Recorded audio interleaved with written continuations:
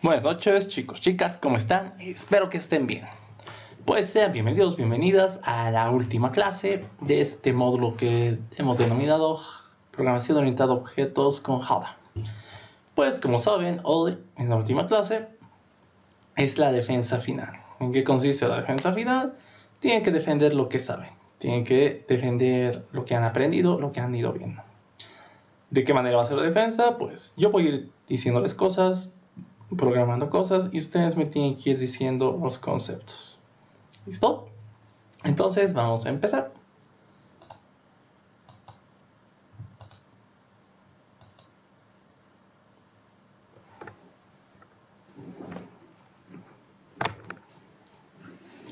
Particularmente, joven Brian o señorita Leida, ¿alguno de ustedes dos quiere empezar de manera voluntaria?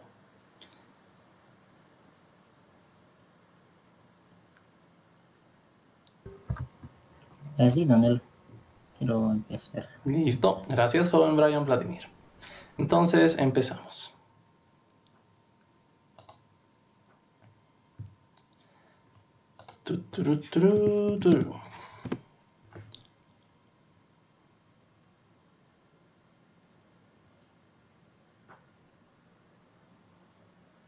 Ya, empecemos con la defensa.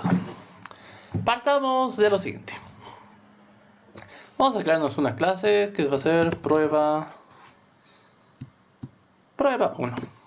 Ya. Vamos a mantener la pantalla así, ¿ya? De tal manera que en todo momento te pueda ver, joven Brian, tú que estás haciendo tu defensa ahorita. Entonces vamos a mantener esto a media pantalla.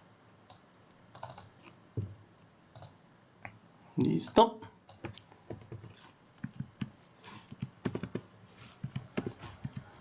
Ahora sí, iniciemos.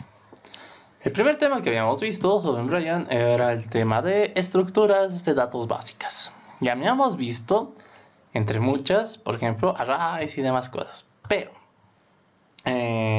hablando en cuanto a los tipos, habíamos dicho que existen tres. Habíamos dicho que existen estructuras que son estáticas, dinámicas y flexibles. Pues bien, en este momento quiero que me indiques conceptualmente cuál es la diferencia entre estos tres tipos de estructuras. ¿En qué se caracteriza cada una? Las dinámicas son las que no se puede cambiar el valor. Las flexibles son las que se puede cambiar el valor, ya sea al compilar o cuando creas el objeto. La estática no me logro acordar muy bien, pero creo que se puede modificar a la hora de compilar o dar valor. Ya, tu idea no está mal. Las estáticas son aquellas que ganan tamaño en tiempo de compilación. Las dinámicas son las que ganan tamaño en tiempo de ejecución. Las flexibles son las últimas que hemos visto, de hecho lo vimos ayer, que son estructuras que no dependen de un tamaño, sino se adecúan según la cantidad de elementos que vaya almacenando. Ya, siguiente pregunta. Una vez definido esto, pues como les dije, los primeros que vimos fueron las estáticas dinámicas, que habíamos dicho que vamos a conocer nuestra primera estructura, que eran los arrays. Un array era algo así. Tatarán, bien bonito, le poníamos array, y es igual a un new array, y le teníamos que dar un tamaño. En este punto, joven Brian, siguiente pregunta. ¿Qué es un array?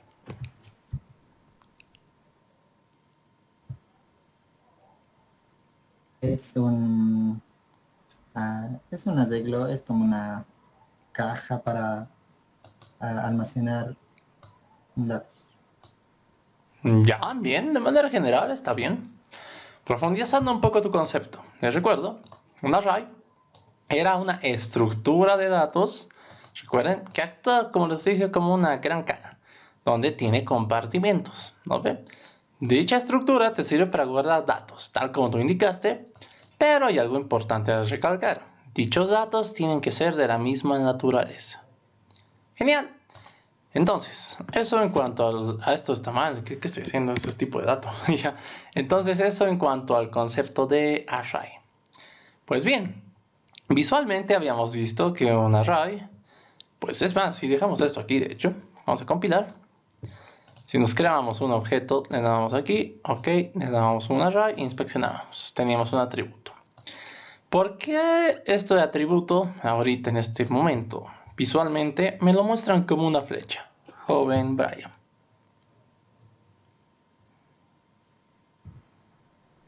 ¿Por qué se te indica que tienes un arreglo?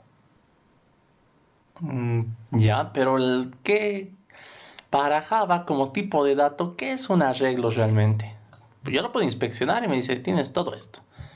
Pero ¿qué es esto? Esta particularidad que les dije. Es más, ¿por qué incluso un array tiene que nacer con esta palabra reservada, indicando el tipo de dato? ¿Por qué no le puedo dar algo directo como una variable normal que estábamos viendo? ¿Por qué ahora su sintaxis de creación cambia?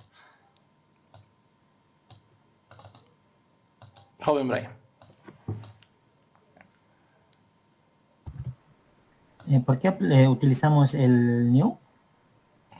Te digo, O, sí, o sea, ¿por qué su sintaxis al momento de inicialización es distinto? ¿Por qué cuando lo inspecciono es una flecha? ¿Por qué no me muestra un valor?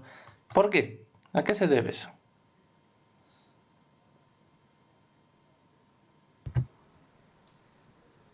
bueno, según mi parecer, no se muestra una flecha porque dentro de la flecha están las posiciones o la longitud de todo lo que es nuestro array. Ya. A ver, les dije que esto, para empezar, un array deja de ser primitivo. Eso es lo importante. Ahora es un tipo de dato compuesto. ¿A qué nos referimos con eso? Pues que ahora se lo trata como un objeto. Es por eso que si yo inspecciono esto, me aparece una flecha. La flecha es una dirección de memoria. Les dije, los objetos se guardan en direcciones de memoria que puedes inspeccionar y saber qué tiene esa dirección de memoria. ¿Listo? Eso. Ahora, continuando con los temas. Habíamos visto algoritmos de búsqueda, algoritmos de ordenamiento que podíamos aplicar sobre nuestros arrays, ¿no ve? En ese punto, joven Brian Vladimir, ¿recuerdas el algoritmo de ordenamiento que vimos?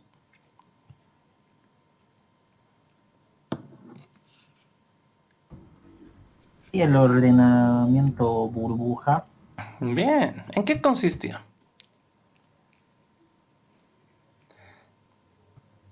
eh, podemos ordenar los números de mayor a menor o de menor a mayor. Ya. Tu micrófono mantenerlo activado. ¿Ya? Mantenerlo activado tu micrófono, Brian.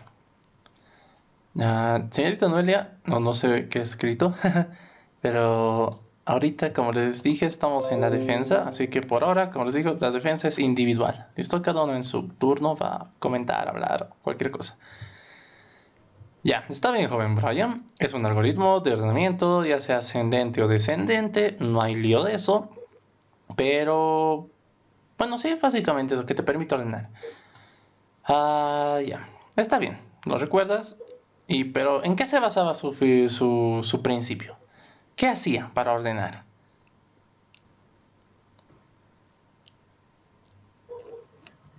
Tenía que identificar el primer valor y el tamaño del arreglo. ¿Ya?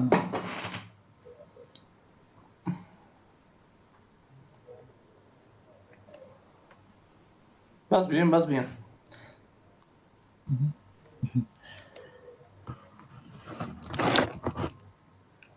¿Algo más que aportar? No, creo que no. Ya. Pues estabas bien. Tenías que identificar, bueno, siempre partías identificando un elemento de la regla. Dependiendo del criterio, decías, si soy mayor o menor, voy a ir moviéndome en el array.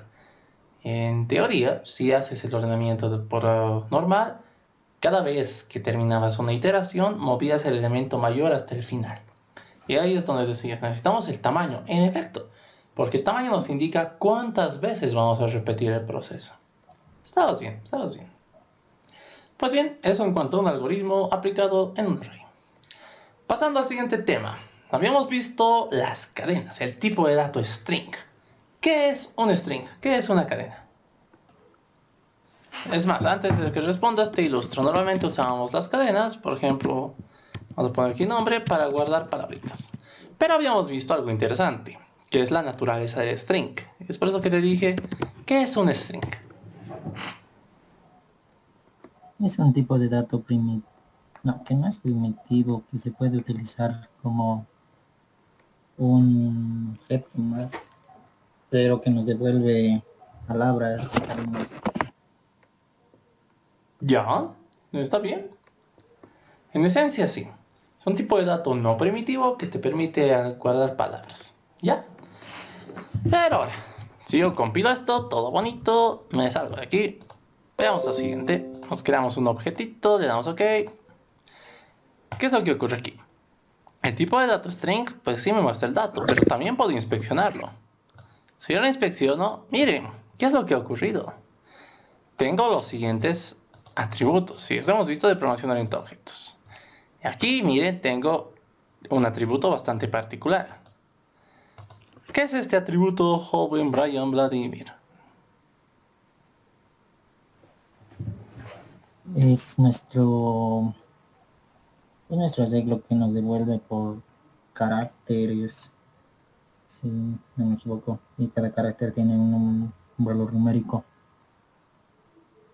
¿Ya? ¿Está bien? En esencia es eso. Internamente el array se define como... Bueno, internamente un string se define como un array de tipo, en este caso byte, porque guarda el valor numérico en base a la tabla ASCII de cada carácter que está almacenando. ¿Vale? Esto, como saben, un valor numérico tiene su representación en símbolo o es equivalente a un símbolo, y eso es al final lo que está componiendo mi palabra. Ya, está bien. Siguiente pregunta. Habíamos visto que los strings tienen métodos, ¿no ve? Por ejemplo, yo podría poner nombre, punto, y aquí, aquí no me va a dejar. Tengo que crear esto dentro de un método. Vamos a hacerlo dentro de un método vacío. Public void, ejemplo. Vamos a tener aquí un string cat. Ya. Les dije, sabemos que las cadenas tienen métodos. Tengo un cat, punto, punto, ¿qué cosa? Un cat, punto, lo que sea. Una cadena puede invocar métodos. ¿Por qué puede invocar métodos? Hemos visto que el string es una clase, ¿no ve? Ahora, habíamos visto que para recorrer una cadena, ya que tiene un atributo que es como es un array, puedo igual recorrerlo. ¿Qué es lo que hacen los siguientes métodos? El método charat y el método length. ¿Qué es lo que hacen estos dos métodos? ¿Qué te devuelven como resultado, joven Brian Vladimir? El método charat es el que se corre para por cada ¿cómo se le dice? Sílaba, no. Que se corre el length, no logro acordarme de mí. Ya. El charat te da un carácter dado una posición. Es como inspeccionar un array. El cat.length te da la longitud. ¿Te acuerdas de lo que los arrays tienen longitud? Cat.length es lo mismo, te da la longitud de la cadena. Pues bien, eso en cuanto a las cadenitas. Pero sigamos. Vayamos a programación orientada a objetos. Habíamos visto que en la programación orientada a objetos... Bueno, partamos de ahí. ¿Qué es la programación orientada a objetos, joven Brian Vladimir?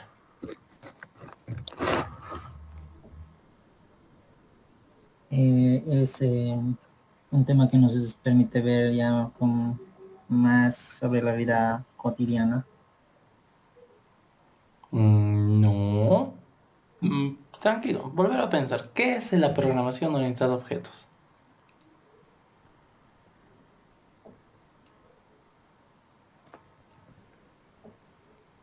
Es una manera de programar, pero ¿Ya? con la, Ya, eso es con las clave. cosas de la vida cotidiana. Ya. Mita, mita. Sí es una manera de programar. Pero es una manera de programar que te propone lo siguiente. Te dice, Tú vas a crear abstracciones de algún dominio con respecto a un problema. Dichas abstracciones son representaciones de lo que te interesa. Y habíamos visto que esas representaciones se llaman clases. Y las clases crean objetos. Tu siguiente pregunta: ¿qué son las clases? ¿Qué son los objetos?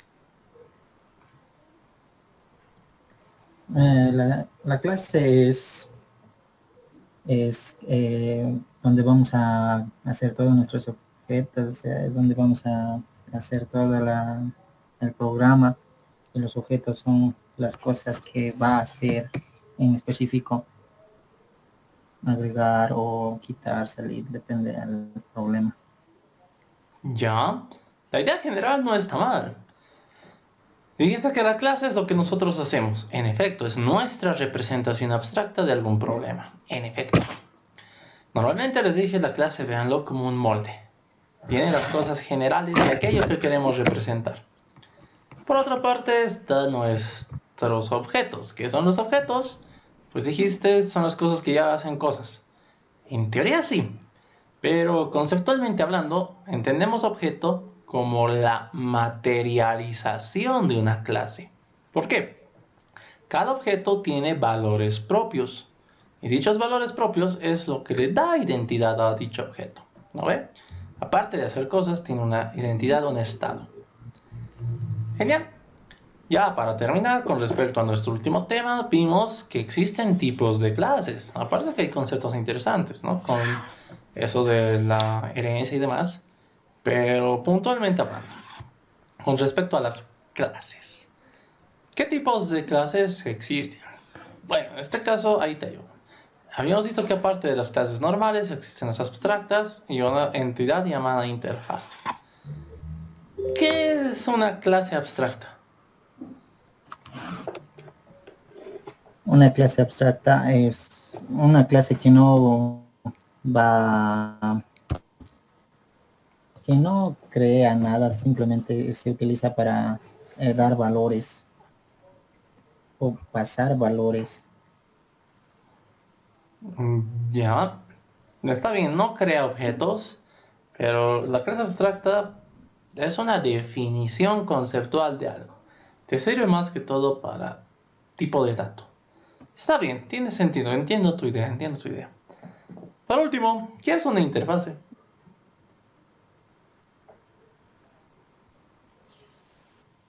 em, Eso sí que no me acuerdo, Daniela. Ya, una interfase es otro tipo de entidad. ¿Qué tan correcto es llamarlo clase? La verdad es debatible, ya que no utiliza la palabra reservada class. Pero de todos modos, algunos lo consideran un tipo de clase, yo prefiero llamarlo entidad, que a diferencia de una clase abstracta, una clase normal, una interfase es totalmente abstracta. Eso es el punto. ¿Listo? Una clase abstracta podría tener definición, podría tener métodos, podría tener otras cositas abstractas. Pero una interfase todo es abstracto. Nada tiene implementación. Justamente ese es su propósito, ¿no? Que la implementen.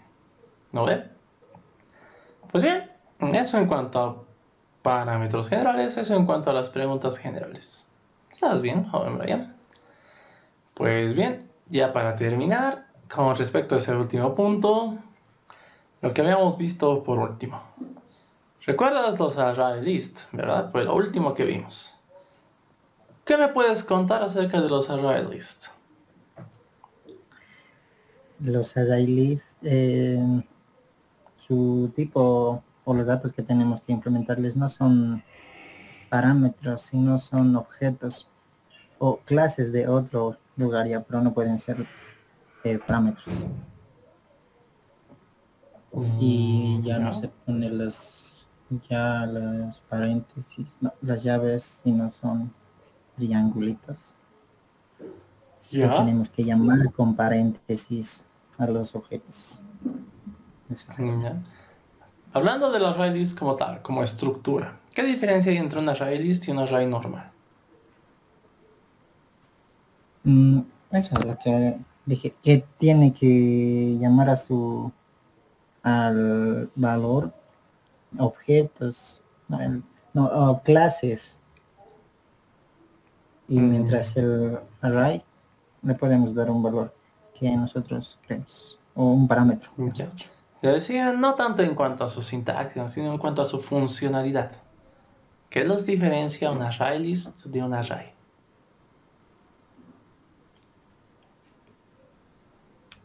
Que la array list ya está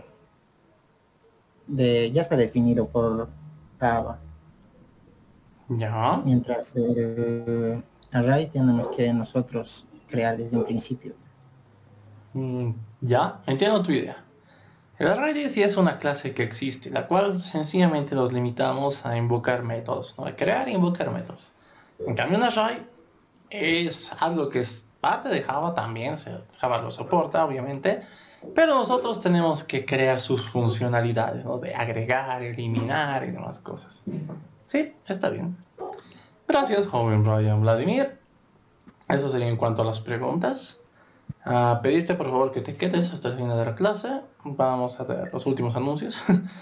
Pero gracias, en cuanto a un repaso general, eso sería todo. Siguiente, señorita. No, no hay de qué. Señorita Aleida. Sí, hola Danilo, hola a todos. ¿Se puede escuchar bien ahora? Sí. Listo. Entonces empezamos contigo. Volviendo al primer tema, que era los tipos de estructura. Hemos visto que existen estáticas, dinámicas y flexibles. Tu compañero dijo sus diferencias y particularidades de cada una.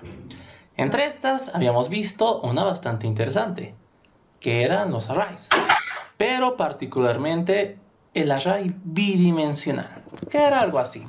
Tararán. Normalmente se le denominaba matriz, se creaba así, todo bien bonito, ¿no ve? En ese punto, pregunta, ¿qué es un array bidimensional?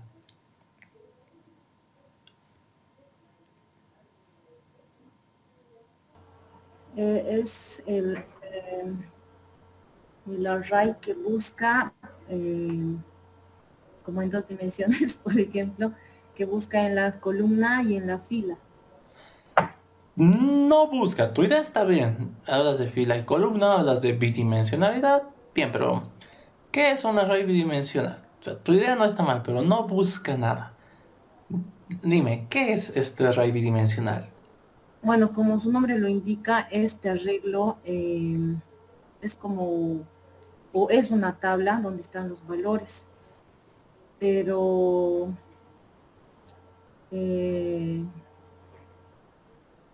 no es, digamos, una fila o como una columna, ¿no? Tiene ambos. Cada Ya. elemento tiene como que en una cajita varias divisiones y tiene una posición única y que puede identificarse, digamos, ¿no? Ya. Entonces, algo importante cuando definas un array bidimensional es decir que es una estructura de datos. Partes de ahí. Particularmente es una estructura no especial, sino es una estructura bastante interesante porque es un array normal, pero que guarda como tipos de datos a otros arrays. Por eso dices que para cada posición de tu array original, dentro de cada cajita guardas otro array. Así es que se forma la bidimensionalidad. Nuevamente, Aleida, al igual que a tu compañero Brian, no desactives tu micrófono. Manténlo activo durante toda tu defensa, por favor. Ya. Siguiente pregunta. Pues habíamos visto que las estructuras denominadas matrices, array bidimensional, tienen una característica, ¿no? Visualmente se pueden ver como un tablerito, disponen de filas y columnas, tal como tú indicaste, todo bonito. Pues bien, si un array bidimensional no es más que un array que guarda tipos de dato array, ¿es posible aplicar algoritmos como los que hemos visto, ordenamiento, burbuja o búsqueda binaria sobre dicha estructura? Sí. ¿Por qué? porque cada uno tiene una posición exacta. Ya. Y eso,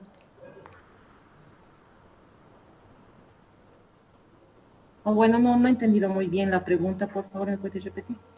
ya que una matriz, bueno, un array bidimensional, no es más que un array que guarda otros arrays, podemos aplicar sobre las matrices, sobre estos arrays bidimensionales, algoritmos que habíamos aprendido que se pueden aplicar sobre arrays, como búsqueda binaria o ordenamiento burbuja.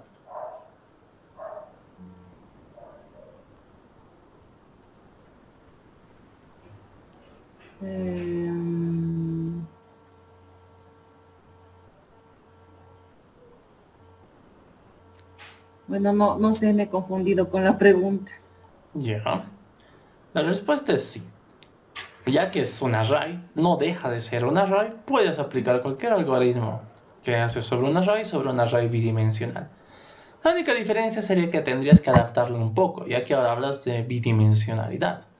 Para hacer una búsqueda, pues ya no recorres sobre un array original, tienes que recorrer array por array. Por tanto, sería un poquito más largo. Igual una búsqueda binaria. Es más, normalmente para aplicar algoritmos sobre arrays bidimensionales te recomiendan traspasarlo todo a un array unidimensional, aplicar el algoritmo y volverlo a pasar a tu bidimensional. Pero sí se puede. Pues bien, continuando con esto de las estructuras de datos. Pasando ya a ver al tema, antes de pasar a las cadenas, la tercera pregunta de este tema. ¿Me podrías definir conceptualmente qué es una estructura de datos?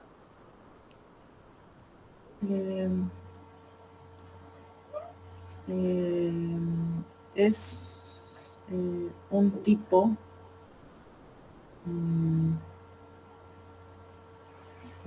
donde podemos no solo almacenar, sino ordenar, o sea, almacenar de manera ordenada todo tipo de datos. Ya. Sí almacenas, no necesariamente de manera ordenada. No tiene esa característica. A futuro van a aprender que la estructura que tiene esa característica son los sets. Una manera ordenada, que quiero decir que, digamos, tiene esa estructura.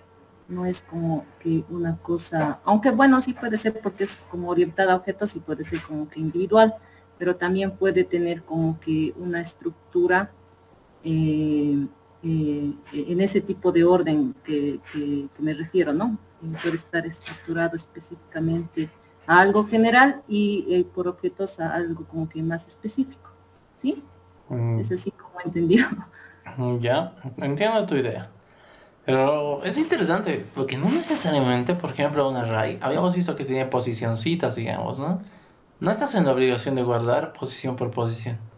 Podrías hacerlo de manera aleatoria también. Eso es interesante. Pero bueno, tu idea no está mal. Refaccionando un poco tu idea. Sí, es un tipo de qué es un tipo de dato, en este caso se lo conoce como estructura de datos. Es justo eso, ¿no? ¿Qué es una estructura de datos? La forma más fácil de definirlo es decir, es una agrupación de datos, cuyos datos tienen que ser de la misma naturaleza. ¿No? Les dije, en términos muy nosotros, diríamos que es una juntucha de datos. ¿No? A diferencia de Sí, una tal vez variable normal. no ordenado, pero como una organización, organizado, algo así. Sí, entiendo el concepto, ¿no? Que de alguna manera están relacionados entre sí, están agrupados. Por eso el concepto más adecuado sería como agrupación de datos. A veces van a oír que les dicen colección también. Pero está bien, tienes la idea, eso es lo más importante. Al igual que el joven Brian, soy feliz si tienen la idea. Les dije, algo que me gusta o algo que estoy valorando bastante de ustedes es que me están definiendo todo en sus palabras. Y les dije, eso es lo más bonito. ¿Por qué? Tú sabes que has aprendido algo cuando no lo sabes de memoria, sino cuando tú lo intentas definir en tus palabras, con lo que tú entiendes. Eso es muy bueno y realmente eso es lo que más se valora. ¿Listo? Así que relax más, les dije, estamos charlando, no se preocupen. Continuando, pasando al siguiente tema, las cadenas. Habíamos visto que los strings, a ver, creo que está por aquí, ahí está. Habíamos visto que los strings son un tipo de dato no primitivo que Java te lo provee, ¿no? Te dice, pues, aquí está, usa este tipo de dato, pero a ver, realmente hemos visto que esto es una clase y utilizamos esta clase como un tipo de dato, creando variables de este tipo de dato, ¿no? Esto es como crear una variable normal, es tipo de dato string, nombre de la variable cat, ¿no? Es una declaración de variable de toda la vida. Pero aquí hay una diferencia y particularidad. ¿Por qué Java me deja utilizar esto así? ¿A qué me refiero? Yo podría hacer esto, por ejemplo. Cacho, ¿dónde me está dando error? Allá. Aquí me está dando error. Ya. Es decir, esto. Tengo un string cat que, por ejemplo, sea mi nombre, que es Danilo. Yo podría tener esta definición, un string que sea mi cat2, que sea igual a un new string, que sea, por ejemplo, Dariel, mi otro nombre. Acá se compila y no hay errores de sintaxis. Aquí es donde te pregunto, señorita Leida, ¿por qué Java nos deja usar el string como si fuera primitivo cuando realmente no lo es? Es como un tipo de clase especial, creo, diría. Ya, está bien. Puede ser usado como también para,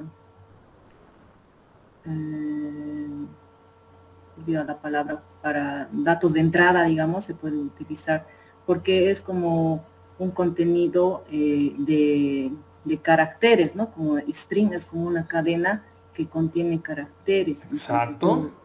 Yo lo veo así, ¿no? Es como que una filita de algo, ¿no? Ya. Una fila de 1, 2, 3, digamos, es una fila, y Danilo una fila de D-A-N-I, ¿no? Es como una cadenita de caracteres. Exacto, y de hecho de ahí viene su nombre, ¿no? String significa cadena. ¿Por qué? Cadena de caracteres. Está bien. Ya dijiste algo bastante importante que básicamente resuelve la pregunta, ¿no? Porque Java te lo provee como una facilidad. En efecto, les dije, un tipo de dato string es una clase. Esto es una clase. Esto no es primitivo. Pero Java te dice, ¿sabes qué? Como vas a usar harto esto, en algún momento lo han pensado, utilízalo como si fuera primitivo. No hay ningún problema.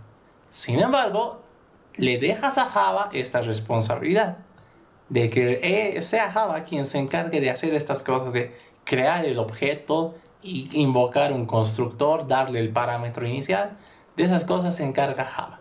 Pero tú, como programador, puedes tener la facilidad de usar el tipo de dato como si fuera un tipo de dato primitivo, dándole valores directos, ¿no? Sin necesidad de preocuparte por esto. Está bien, tienes la idea. Pues bien, sigamos hablando de cadenas. Dentro de las cadenas habíamos visto que, bueno, al ser una clase, tiene métodos. Dichos métodos son cosas que puedes invocar.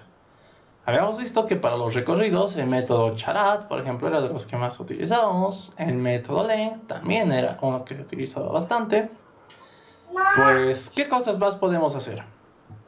Habíamos visto en algún momento, dentro de una de las prácticas por ahí, pues que cat tiene un montonazo de métodos, ¿no? Que una cadena tiene bastantes métodos. Les había dicho, por ejemplo, tenemos el charat y hay otro más que utilizamos que era interesante. Ay, ¿qué es eso? El contains. Perdón, ¿qué estoy hablando? Equals. Particularmente, ¿qué hace cada uno de estos métodos, señorita Leida? El charat nos permite mostrar o darnos el carácter ¿Ya? En su posición específica ¿Ya? o en la posición en la que se encuentra. ¿Listo? El equals, ese sí que no me acuerdo. No lo vimos mucho, no te culpo, pero lo habíamos visto una vez, creo. Pues ya. Quizás aquí yo tenga que apoyarles más. Si tiene sentido, no sería justo preguntarles algo que no hemos visto tanto. El método equals, pues permite comparar dos cadenas. Les dije, en una cadena no podemos hacer esto. Por ejemplo, decir la cadena es igual a esta otra cadena o la, por ejemplo. Tú no podrías hacer esto. Esto es una expresión lógica, por si acaso, se debería guardar en un boolean. Boolean bebé, vamos a poner. ¿No ve? Tú no puedes hacer esto. ¿Por qué no puedes hacer esto? Porque el operador de comparación solo te sirve para comparar tipos de datos primitivos, no objetos. Es por eso que para comparar los objetos necesitas invocar un método que los compare. En este caso sería la cadena punto comparado con otra cosa, en este caso decir es igual a esta otra cadena. Entonces de esta manera tú estás preguntando, mi cadena cat es igual a esa cadena que le estoy mandando por parámetro. Entonces es su equivalente. Para comparar dos cadenas utilizas el método equals para saber si son o no son iguales. ¿Ya? ¿Por qué? ¿Por qué no puedo usar el doble igual? Les dije, porque estás hablando de objetos. Dos objetos no se pueden comparar con el operador de comparación. ¿Por qué? Porque si haces eso, lo que realmente se están comparando son sus direcciones de memoria. Tú no quieres eso. Tú quieres comparar contenido. Hay algún criterio con el que se compara. Y eso lo tienes que definir tú en las clases. Listo, eso como un pequeño recordatorio. Por último, para terminar con los... ¿Con qué? Con las cadenas. Habíamos visto que dentro de las cadenas existe un operador bastante interesante. Existe un operador que es este. El más. Por ejemplo, aquí yo puedo poner más... Imagínense que aquí hay un parámetro, un int x. Yo puedo aquí concatenar con x. Y ya está. ¿Qué es ese operador de concatenación? ¿Qué hace?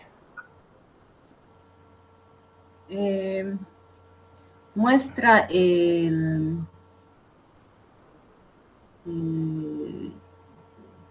no sé cómo llamarlo, si el carácter o muestra el dato X en este caso, ¿no? Porque no sé si es un dato de entrada o si es el resultado de algo, pero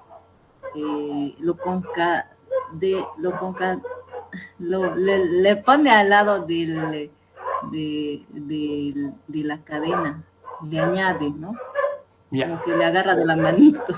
Está bien, justo como tú dices. No te olvides, la palabra concatenación significa juntar, unir. ¿Listo? ¿Qué estamos haciendo aquí? Pues la concatenación se utiliza para juntar valores. De tal manera que su representación final siempre va a ser un tipo de dato string. Por ejemplo, aquí estamos juntando una cadena que es Danilo con una variable de tipo entero, que es un X. Pero esto no es una suma aritmética, no. Esto se vuelve una concatenación. Cuando algo se vuelve una concatenación, cuando dentro de los elementos existe como mínimo uno que es de tipo string. Y por precedencia todos están al mismo nivel de precedencia. Está bien, la idea básica la dijiste.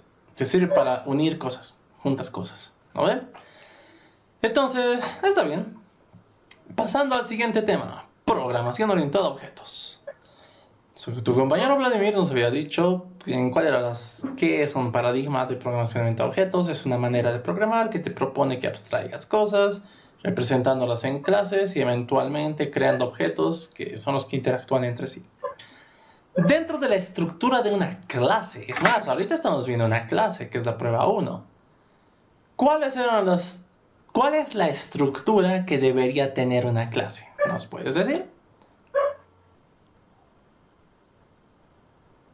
No he entendido muy bien, por favor, ¿me puedes repetir? ¿Cómo debería estar compuesta una clase? ¿Qué cosas componen a una clase? Eran 3 cosas. El constructor. ¿Ya? ¿Qué hace? Bueno, primero, antes del constructor se definen las variables, luego estaría... ¿Variables? Sí, o los datos de entrada o datos generales. ¿Te refieres a estos de aquí, no? Ajá. ¿Ya? ¿Qué nombrecito es el que tenían? Sí son un tipo de variable, pero ¿cómo se los conoce? Ay, no me acuerdo. ¿Ya? Si estás creando una clase, estás representando algo. Parámetros.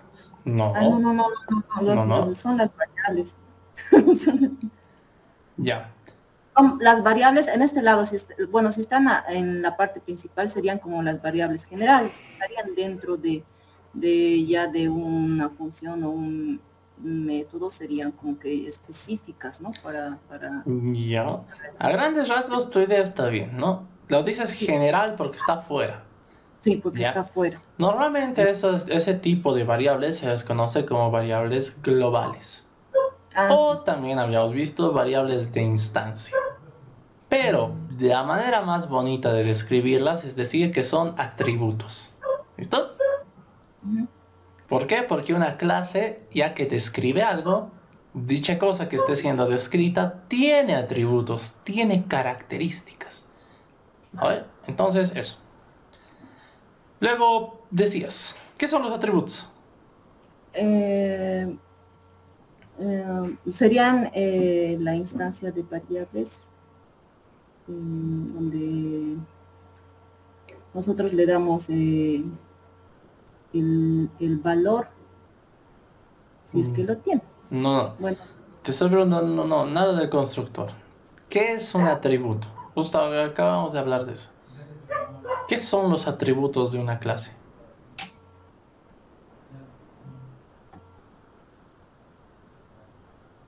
son las características que, que tiene. Bueno, ya me disculpa Danilo, pero me estoy confundiendo específicamente. Estamos hablando de la clase y qué es lo que contiene, ¿no ves? Sí, su estructura general. Y Ah, ya. me habías dicho constructor y ahí me Sí. habías dicho, antes de eso hay variables, las variables globales, los atributos. Y Sí. ahí te pregunté, ¿qué son los atributos? Eh, según yo, son como que las características que las variables tienen.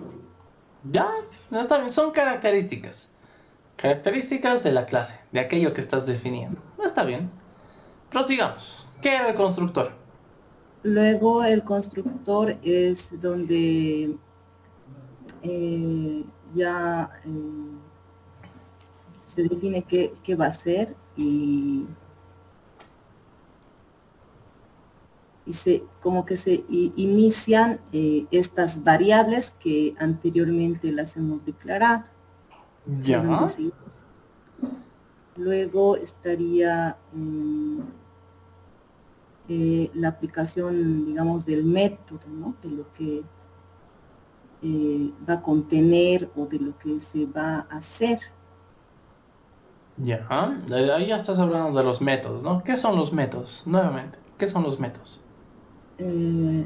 Sería como, en este caso, por ejemplo, un método de Java sería como que una función ya predefinida o prediseñada propia de Java, digamos. Entonces, si no usaríamos una de esas, digamos, sería como que una, no sé si función o acción que vamos a realizar. Ya. Está bien, un método es lo equivalente a una acción. Es algo que van a poder ejecutar los objetos que nazcan de una clase. De a menos que sea estática, y bueno, el método pasa a ser de la clase, pero eso es una variante. Está bien. Aquí como un dato para conocimiento general, no es lo mismo una función que un método. ¿Ya? Un método es muy propio del lenguaje Java. Los métodos son esas cosas, esos bloquecitos amarillos que vemos. Funciones es algo es un término que más se aplica en otros tipos de paradigma. Aquí igual, en teoría sí, porque una función es algo que te devuelve un dato. Pero han visto que en Java no necesariamente todos los métodos te devuelven algo. Por ejemplo, existe, por ejemplo, es de tipo void. Eso no te devuelve nada. Estos normalmente son conocidos como procedimientos. ¿Ya? Eso para el detalle general. Pasemos al siguiente tema. En cuanto a la programación orientada a objetos básica, todo bien. Pero ahora, habíamos visto que existen conceptos interesantes. Por ejemplo, el concepto de la herencia. Las clases abstractas. ¿No ve? Por ejemplo, yo podría tener aquí una clase, lo de siempre, ¿no ve? tengo mi clase dragón y tengo mi clase, no sé, ¿qué puedo tener? Voy a tener mi clase dragón y mi clase ser místico, algo así. Ya. Y pues habíamos visto que hay un concepto bastante interesante en lo que es programación, que es el concepto de la herencia, donde tú puedes decir que una clase hereda de otra. En ese punto, señorita Leida, ¿qué es la herencia?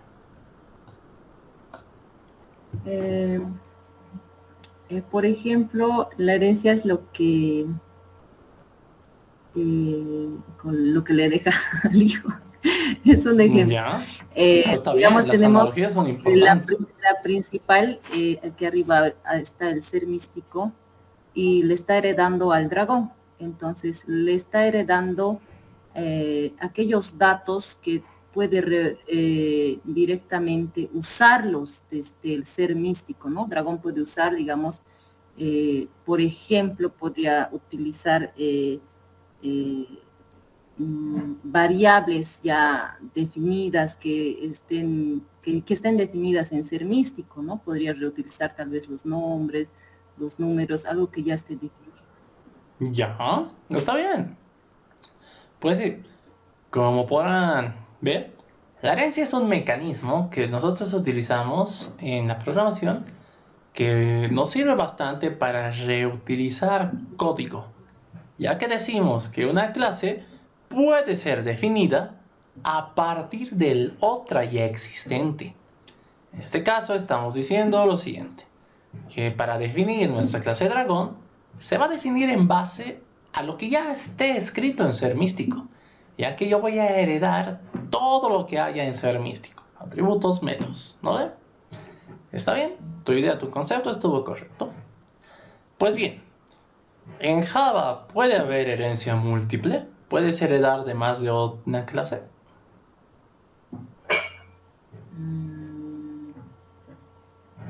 Bueno, creo que sí, no, la verdad en esa parte no estoy muy segura. Lo que sí he practicado en heredar han sido las variables definidas que he declarado, ¿no? Al practicar.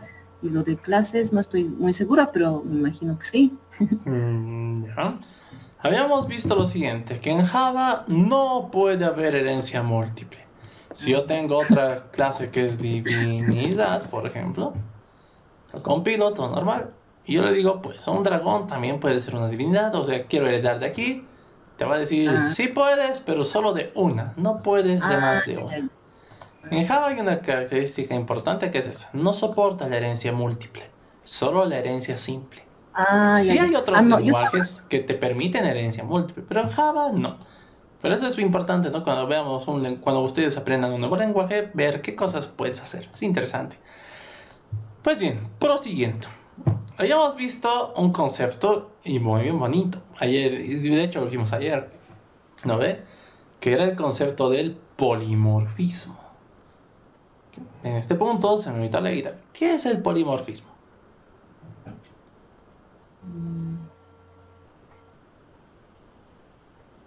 Bueno, no estoy muy segura de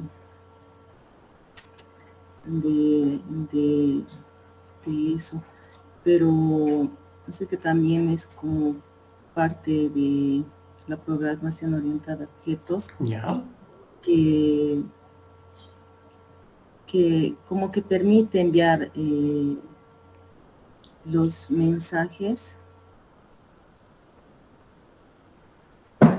No.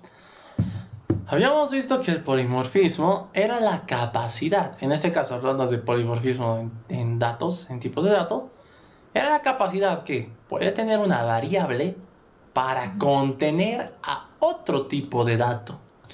Y eso se logra gracias a la jerarquía de herencia. Por ejemplo, si yo creo un objeto de tipo dragón, dicho objeto puede vivir en una variable de tipo ser místico. ¿Por qué? Porque ser místico es la superclase de dragón. Por lo tanto, ser místico te ayuda a ti a definir un tipo de dato de tal manera que puedes guardar cualquier objeto que haya nacido de cualquiera de tus clases hija. ¿No ve? Entonces, el polimorfismo, en este caso el polimorfismo de datos, en tipos de datos o en variables, el polimorfismo en variables se da así. Cuando tú, como variable, puedes guardar tipos de datos que no son el tuyo, sino tipos de datos que son de alguna de tus subclases. ¿Listo?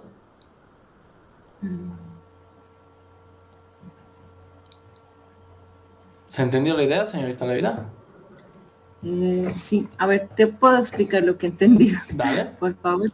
Digamos, en la anterior era como la herencia de...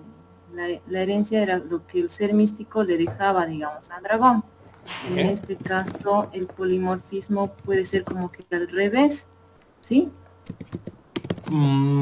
Digamos, los que no sé, que digamos los datos de dragón o de todos los hijos que tenga, digamos, el ser místico, pueden ser como guardados también en el ser místico. Eso no he entendido muy bien. Aquí está. Está bien así. Miren, en esa parte del Notepad estamos diciendo, estoy creándome una variable de tipo ser místico. Ajá. Pero, ¿qué constructor estoy invocando? Estás creando. Estoy creando un dragón. ¿No ve? Ujú. Pero, ¿dónde lo estoy guardando? En el padre, digamos, ¿no? Exacto. Este es el polimorfismo en tipos, en datos. Un tipo de dato puede guardar otro tipo de dato. Porque nosotros normalmente habíamos aprendido, no, un tipo de dato tiene que guardar su mismo dato, ¿no ve? Por ejemplo, un string guarda strings, no puede guardar otras cosas, ¿no ve? Pero esto que estamos viendo aquí es un ejemplo de polimorfismo básico que aplica sobre variables. Cuando una variable es polimórfica, una variable que es de algún tipo de dato puede guardar un objeto de otro tipo, pero el requisito es que ese tipo sea una subclase de esa superclase. ¿Entiendes? ¿Ahora entiendes mejor la idea? Sí. Ya. Pues bien. Ya para terminar y cerrar nuestra clase, de manera general, ¿me podrías decir? Oh, ya sé qué pregunta. De los array-lists que habíamos visto ayer, ¿no ve? ¿Qué es un array-list? Misma pregunta. Bueno, un array list permite almacenar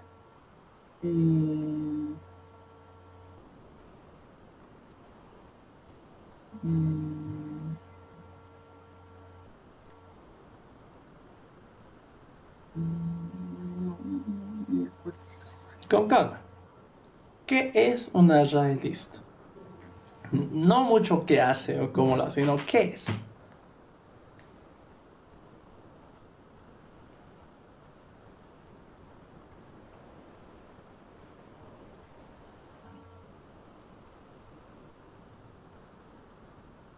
Bueno, no, creo que no puedo definirlo. Ya. El array list es una estructura de datos. A diferencia de un array list es una clase que ya Java te provee. De tal manera que tú solamente lo importas y puedes crear. Pero lo importante, ¿qué es? Es una estructura de datos. ¿De qué naturaleza? Simula una naturaleza flexible. No es estática ni dinámica, es flexible. ¿Listo? Ya. Es como decir, es la que invoca los métodos. Sí, bueno, es una clase, justamente. Tal como dices, al ser una clase, puedes crear objetos de esa clase y son esos objetos los que terminas utilizando. ¿No ve? A diferencia de un array normal, por ejemplo, un array no es una clase, es un tipo de dato especial que define una estructura. ¿No ve dónde está mi prueba 1? Esto, por ejemplo, no es una clase. Ya es un objeto técnicamente, pero no tiene implementación de métodos.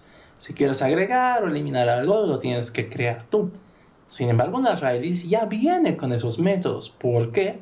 Porque un ArrayList ya es una clase que existe. Por tanto, tú creas objetos e invocas los métodos que te la hagan. ¿Correcto? Sí. Ya. Eso en cuanto a nuestro examen general. ¿Listo? Entonces, hasta este punto, dejo de presentar. Particularmente, señorita Noelia, pues como te dije, me alegra mucho que hayas asistido. Justo estabas al margen de las asistencias. Hubiera sido triste que te quedas sin tu certificado. Pero bueno, gracias por asistir, como te dije. Eso igual, sé que cada uno particularmente ha tenido sus propios contratiempos personales. Pero de manera general, yo agradezco mucho y bueno, estoy feliz y estoy orgulloso de ustedes porque han terminado algo que han empezado y han decidido terminarlo de la mejor manera.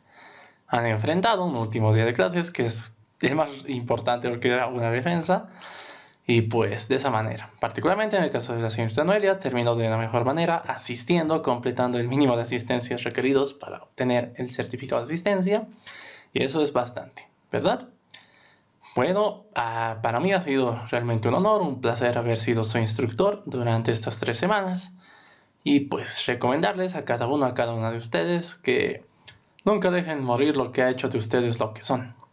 Cada uno conoce su propia naturaleza, cada uno conoce sus propios deseos, cada uno conoce sus propias ambiciones. Encuentren un ritmo que les funcione para poder alcanzar aquello que anhelan. ¿Listo? Hasta este punto, termino la grabación.